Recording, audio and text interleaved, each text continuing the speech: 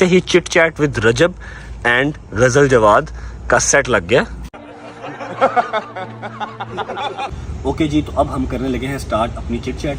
कोई एक ऐसा वाकया या कोई एक दो वाकया ऐसा जो तुम्हें याद हो या मुझे याद हो, हमने शेयर करना है अपनी ऑडियंस के साथ, ठीक है। कोई भी फनी वाकया जो तुम अपने अगले घर बैठी हुई हो, अपने ससुराल बैठी हुई हो, कभी तुम फ्री हो तो तुम्हारे जहन में वो आए जो तुम्हें एग्जैक्ट पूरा का पूरा याद हो और तुम्हारी हंसी ना रुके, ठीक है। तुम शेयर करना चाहो, मैं तुम्हें पहले मौका देता हूँ, लेडीज फर्स्ट, पहले तुम शेयर करो, फिर जो मुझे याद होगा मैं शेयर करूँगा, ठीक है, डन। मैं आप सबको एक किस्सा सुनाती हूँ। मैं थी 6th क्लास में और रज्जू भाई साहब थे 8th क्लास में। रज्जू भाई की होती थी एक गर्लफ्रेंड। एक मिनट, ये वाला नहीं सुनाना, कोई और ये वाला नहीं सुनाना। रुको, मेरी बात सुनो, यही वाला सुनाऊंगी मैं, मेरे टर्म्स पे बात हो रही है। नहीं, ये वाला सुना, तू कोई और सुना दे। नहीं नहीं, आप सब सुनना चाहेंगे, ये मैं आपको सुनाती कोई और सुना दो, 50,000। नहीं, चुप करो, मैं सुनाती हूँ। रज्जू भाई थे 8th क्लास में, मैं थी 6th क्लास में, ठीक है। हमारी एक दोस्त होती थी, तो मेरी एक क्लास फेलो थी असल में, ठीक है। और उसने आउट ऑफ नोवेयर उसने मेरे से दोस्ती की, उसने मेरी ना मतलब प्रॉपर बेस्ट फ्रेंड बन गई वो, और उसने हमारी बातचीत होती थी, ये वो सारा कुछ। मैंने नोटिस किया कि मेरे से ज्यादा बातचीत तो उसकी व्हाट्सएप से होती है। तो उसने हमारे घर आना शुरू कर दिया, हमारे घर आना, मेरे साथ बैठना, रज्जू भाई के साथ बातें शातें करनी, सारा कुछ होना। और मैंने जब रज्जू भाई 9th क्लास में हुआ, आफ्टर अ होल ईयर, मुझे अंदाजा हुआ, तब मुझे अंदाजा हुआ कि मैं तो सिर्फ एक सीढ़ी थी, असल में तो पहुंचना उन्होंने रज्जू भाई तक था। अभी भी मैं कभी याद करती हूँ तो मुझे हंसी आती है, कभी उस लड़की पे भी हंसी आती है और अपने भाई के शातिर दिमाग पे भी हंसी आती है। मेरा क्या शातिर दिमाग है इसमें, उसने खुद मुझे अप्रोच किया था, इसकी दोस्त बनी वो, इतने मोबाइल शोबाइल का तो खास ट्रेंड नहीं था तब, बच्चे थे दोनों हम, ठीक है। उसने इसको अप्रोच किया ताकि घर आना जाना इजी हो जाए। वो डेली हर संडे के संडे घर आया करना, उसने 15 मिनट इसके साथ बैठना और 1 घंटा मेरे साथ बैठ के उसने गप्पे मारनी करनी। और 1 साल के बाद इसको पता लगा, इसको रियलाइज हुआ कि भाई ये मेरी दोस्त नहीं है, होल ईयर वो मेरी दोस्त नहीं है, वो तो बस एक बीच में कनेक्शन मुझे बनाया हुआ। तो ये एक अच्छा इंसिडेंट था। अभी भी मैं सोचती हूँ तो मुझे मतलब मैं बैठी बैठी हंस पड़ती हूँ कि मतलब नाइस यार, गुड। अच्छा चलें फिर, अब पहले वाली स्टोरी तो मैंने सुना दी, अब आपका कोई स्टोरी जो आपको याद हो, जो फैमिली के बारे में या मेरे बारे में। मुझे बेतहाशा याद है। अच्छा, ये इतनी अनोइंग थी बचपन में, इतनी अनोइंग थी। इसका क्या होता था, इसका सबसे बड़ा हथियार था मम्मा मम्मा। हल्का सा ऐसे करते ना मम्मा मम्मा, और मम्मा को गुस्सा चढ़ता था, चिढ़ चढ़ती थी कि रजल चीखे मत मारो। अच्छा, एक दिन क्या हुआ, बारिश हो रही थी बाहर, हम लोग घर पे थे, हमें बाहर जाने की परमिशन बहुत कम मिलती थी, 2 ही बच्चे थे तो एक्स्ट्रा ही पैम्पर किए हुए थे। हम लोग घर पे थे, खेल रहे थे अपने जो है उसमें गिराज में या टीवी लॉन्च में खेल रहे थे, टीवी लॉन्च में खेल रहे थे। और ये उन्हीं दिनों की बात है, 6 या 5 क्लास की बात है। मैं इसको छेड़ रहा था या तंग कर रहा था, या मैं इसको ना वो होता ना रबर बैंड को तोड़ के मैं वो इसको मार रहा था, मतलब उसको पुल करके ना वो मैं उसको मार रहा था। इसको लगी 2-3 बार, इसने चीखा मम्मा मम्मा। मम्मा सामने बैठ के बिल्कुल कोई 2-3 फीट के फासले पे बैठ के ना मम्मा कोई कपड़े की ना कटिंग कर रही थी। तो मम्मा को जब चिड़ चढ़ी, मम्मा ने मुझे एक बार मना किया, मैंने नहीं सुना, मम्मा ने मुझे दूसरी बार मना किया, मैंने नहीं सुना।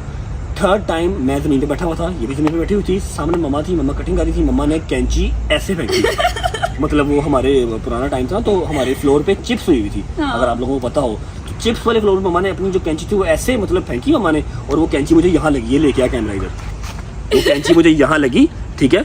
और मेरा ब्लड पूरा ऐसे ना तथीरियां मार के फुवारा निकला और मम्मा खुद रोने लग गई। और मैं उन्हें क्या कह रहा हूँ, अब क्यों रो रहे हो, खुद ही तो मारी है।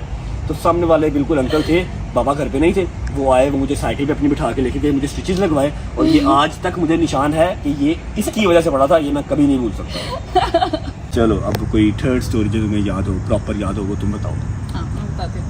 हम छोटे होते थे, स्कूल जाते थे इकट्ठे में और अच्छा, सारे किस्से जो है ना वो छोटे होते के ही हैं, क्योंकि फनी चीज जो है वो बचपन में ही हुई है।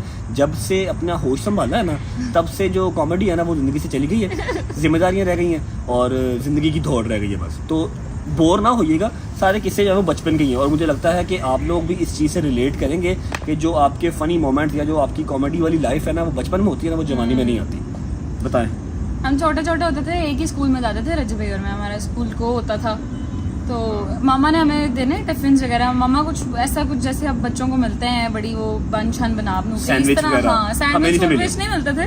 हमें मामा कहती थी ये बिस्किट ले लो और एक मीठी चीज, एक नमकीन चीज। उस टाइम पे सलांटी थी, हाँ सलांटी, प्रिंस, रियो, इस तरह करके ना एक टिफिन मेरा बना देना, एक टिफिन इसका बना देना। हाँ, तो मामा ने हमें ये करके दे देना, अब मैं शुरू से ही इसी फिजिक की थी जिस किस्म की मैं अब हूँ। तो हम लोगों ने स्कूल जाना है, ये बट साहब ने जाते साथ अपना लेस भी खा लिया है, मतलब अपना वो नमकीन चीज़ भी खा ली और बिस्किट भी खा ली, सलांटी भी खा ली, बिस्किट भी खा हाँ ली, सारा कुछ खा खू के। और ब्रेक के टाइम इन्होंने मुझसे मिलने आना, क्योंकि मैं छोटी थी, क्लास में मेरे साथ मिलने आना। और मिलने आके ना तो इन्होंने मुझे कहना गज़ल ये कि जो मेरा बच्चा होता था वो अंदर बड़ा होता था, मैं कहना गज़ल वो ना जिन भूत आते हैं वो खा जाते हैं इसको, तो ये अच्छा नहीं होएगा, तुम खा लो। मैं बताता हूँ होना ऐसे कि मैं नाश्ता घर से करके जाता था, लेकिन मुझे भूख लगती थी, मैंने स्कूल जाते साथ ही ना टिफिन खोल के पहली क्लास में हाँ। अपना बिस्किट भी खा लेना, अपनी चिप्स भी खा लेनी, और फिर मैंने बैठे देखता रहना कि अब मैं क्या करूँ, पैसे मिलते नहीं थे इतने खास ना। तो इसका होता था कि इसने जाके एक बिस्किट खा लेना, फिर इसने बैठ जाना कि मैं ब्रेक में खाऊंगी। अब या फिर ये ब्रेक टाइम ही खाती थी, सुबह टाइम खाती नहीं थी, ब्रेक टाइम में हाँ ब्रेक टाइम में कुछ खा लेना और बाकी छोड़ देना कि छुट्टी के बाद खाऊंगी घर जाते हुए, ठीक है। अब मैंने सुबह खा लेना, ब्रेक टाइम मेरा खाना खत्म, फिर मैं इसके पास चले जाता था कि गज़ल ये तुम्हें पता है चीज़ पड़ी हुई है अभी? इसने कहना हाँ जी भाई बिस्किट पड़ा हुआ है। मैंने कहना बेटा वो निकाल के खा लो, वो तो फिर बाबा जी आ जाएंगे, छुट्टी टाइम तक तो रहेगा ही नहीं। इसने कहना है भाई? मैंने कहना हाँ भाई। इसने खोलना, मैंने आधा खुद खा देना, आधा इसको खिला देना करना। ओ उसी से वही वाली स्टोरी। बट साहब को शुरू से बहुत भूख लगती होती है यार अब क्या करें, मतलब भूख है, क्या करें। ये कोई नया काम नहीं है, ये शुरू से ही लोगों की चीजें खा जाता होता था, सबसे ज्यादा अपनी बहनों की चीजें खा जाता होता। बहनों कौन सी, एक ही मेरी बहन है, बहन की चीजें खाना ही खाया ना, हक तो नहीं ना कभी किसी का खाया। अच्छा मैं आपको ना एक और बड़ा इंटरेस्टिंग सा किस्सा सुनाती हूँ। हमारे पास ना एक साइकिल थी और हम ना स्कूल से आके तो हमने अकेडमी जाना होता था, जो कि हमारे स्कूल के टीचर थे, मुझे नाम उनका अभी तक याद है, मैं बताऊंगी अगर फिर भी।